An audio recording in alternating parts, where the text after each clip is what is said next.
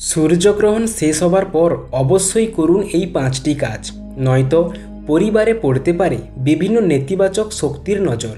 বন্ধুরা, জ্যোতিষশাস্ত্রে সূর্যগ্রহণকে একটি অশুভ ঘটনা হিসেবে বিবেচনা করা হয়, কারণ এই সময় সূর্য প্রভাবিত হয়, যা সমগ্র বিশ্বের উপর নেতিবাচক প্রভাব ফেলে।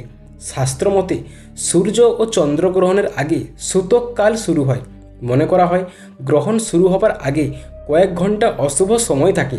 মনে করা হয় এ সময় প্রকৃতি সংবেদনশীল থাকে এবং নেতিবাচক শক্তির প্রভাব বৃদ্ধি পায়।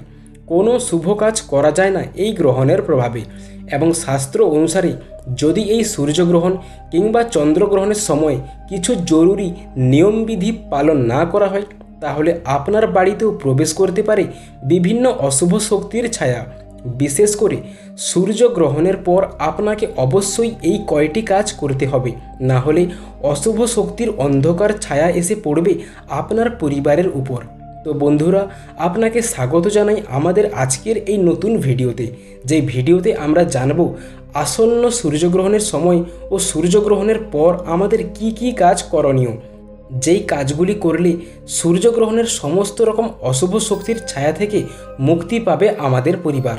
তো ভগবান বিষ্ণু ও মহাদেবের নাম স্মরণ করে চলুন শুরু করি আজকের এই ভিডিও। সূর্যগ্রহণ চলাকালীন যেই কাজটি হিন্দু শাস্ত্রে সবার প্রথম করতে বলা হয়েছে তা হলো 2টি মন্ত্রের জপ করা। এই 2টি মন্ত্র জপের দ্বারা সূর্যগ্রহণের অশুভ প্রভাবগুলি থেকে আমাদের সংসারকে রক্ষা করা যায়। প্রথম মন্ত্রটি হলো তমময় মহাভীম সমসূর্য বিমর্দনা হেমতর প্রদানেন মম শান্তিপ্রদ ভাব। দ্বিতীয় মন্ত্রটি জপ করা হয় সূর্যদেবের উদ্দেশ্যে, এবং সেই মন্ত্রটি হলো ওম ঘৃণী সূর্যায় নমঃ। এই 2টি মন্ত্র জপ করলে সূর্যগ্রহণের অশুভ প্রভাবগুলিকে অনেকটাই আটকে দেওয়া যায়। এই 2টি মন্ত্র ছাড়াও সূর্য স্তোত্র, যেমন আদিত্য হৃদয় স্তোত্র, সূর্যাষ্টক স্তোত্র ইত্যাদি পাঠ করা উচিত। এছাড়াও রান্না করা খাবার এবং কাটা শাকসবজি গ্রহণের সময় দূষিত হয়, তাই আমাদের উচিত হয় গ্রহণ লাগার আগেই খাবার খাওয়া সম্পূর্ণ করুন, না হলে গ্রহণের পর খাবার গ্রহণ করুন। কিন্তু সর্বদা মনে রাখবেন, যদি গ্রহণ লাগার আগে খাবার খাওয়া সম্পূর্ণ না করেন, তাহলে সেই খাবারগুলিতে অবশ্যই একটি তুলসী পাতা দিয়ে রাখবেন, না হলে সেই খাবারগুলিকে অপবিত্র বলে মনে করা হবে। বিশেষ করে যেই খাবারগুলিতে তেল ও ঘি দিয়ে রান্না করা হয়েছে, সেই খাবারগুলিকে সবার আগে তুলসী দিয়ে ঢাকা দিন। এতে করে গ্রহণের সময় সেই খাবারগুলি দূষিত হয় না। এমনকি গ্রহণকালে ভগবানের মূর্তিও স্পর্শ করা নিষিদ্ধ। সূর্যগ্রহণের আগে সূতক সময় এই গ্রহণ শেষ হওয়া পর্যন্ত মন্দিরের দরজা ও বাড়ির মন্দিরের দরজা যেন সবসময় বন্ধ থাকে। এবার চলুন জেনে নেই গ্রহণ শেষ হবার পর কোন বিশেষ 5টি কাজ আমাদের সবার আগে করা উচিত। প্রথম, হিন্দু ধর্মাবলম্বীদের মতে একটি প্রচলিত বিশ্বাস রয়েছে যে সূর্যগ্রহণের সময় পৃথিবীতে নেতিবাচক শক্তির প্রভাব বৃদ্ধি পায়। তাই সূর্যগ্রহণ শেষ হবার পর নেতিবাচক শক্তি দূর করার জন্য এবং পবিত্রতা বজায় রাখার জন্য ঘরের সব জায়গায় গঙ্গাজল ছিটিয়ে দেবার রীতি প্রচলিত। হিন্দু ধর্মে গঙ্গা নদী অত্যন্ত পবিত্র। বিশ্বাস করা হয় যে গঙ্গা জলে পাপনাশক ও পবিত্রকারী গুণ রয়েছে। তাই সূর্যগ্রহণ শেষ হবার পর ঘরে ঘরে গঙ্গা জল ছিটিয়ে দেওয়ার মাধ্যমে নেতিবাচক শক্তি দূর করা হয় এবং এর ফলে ঘরে পবিত্রতা বজায় থাকে। দ্বিতীয়, হিন্দু ধর্মে গরুকে সবথেকে পবিত্র প্রাণী হিসেবে বিবেচনা করা হয়। গরুকে কামধেনু বলা হয়, যার অর্থ সকল ইচ্ছা পূরণকারী।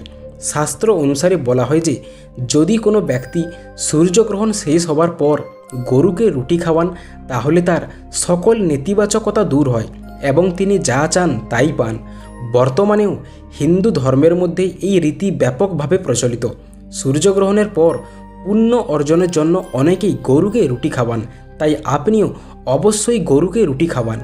তৃতীয়, হিন্দু ধর্মে সাদা রঙকে শুভ্রতা ও পবিত্রতার প্রতীক মনে করা হয়। তাই হিন্দু শাস্ত্রে বলা হয়েছে যদি কোনো ব্যক্তি সূর্যগ্রহণের পর সাদা রঙের কোনো বস্ত্র গরিব দুঃখীকে দান করেন, তাহলে তিনি খুবই পুণ্য অর্জন করেন এবং পরিবারের সমস্ত নেতিবাচকতা দূর হয় এই দানের প্রভাবে। তাই অবশ্যই সূর্যগ্রহণের পর যতটা পারবেন ততটা দান কার্য করুন। এর ফলে বিভিন্ন অশুভ শক্তির নজরও কেটে যায় আপনার বাড়ি থেকে। চতুর্থ, বলা হয় যে যখন সূর্যগ্রহণের কালো ছায়া পৃথিবীতে এসে পড়ে তখন এর প্রভাব মানুষের ভাগ্যের উপরেও পড়ে, যার ফলে কিছু মানুষকে আর্থিক দারিদ্রতায় ভুগতে হয়। তাই হিন্দু শাস্ত্রে সবার প্রথমেই বলা হয়েছে যে যদি কোনো ব্যক্তি সূর্যগ্রহণ কিংবা চন্দ্রগ্রহণের পর মাতা লক্ষ্মীর আরাধনা করেন তাহলে তাকে কখনোই আর্থিক দারিদ্রতায় ভুগতে হয় না এবং সারা বছরই মা লক্ষ্মীর কৃপা থাকে ওই ব্যক্তির উপর। কিন্তু অবশ্যই মনে রাখবেন যেন পূজাটা আপনি করেন শরীরকে শুদ্ধ করার পর, অর্থাৎ স্নান করার পর।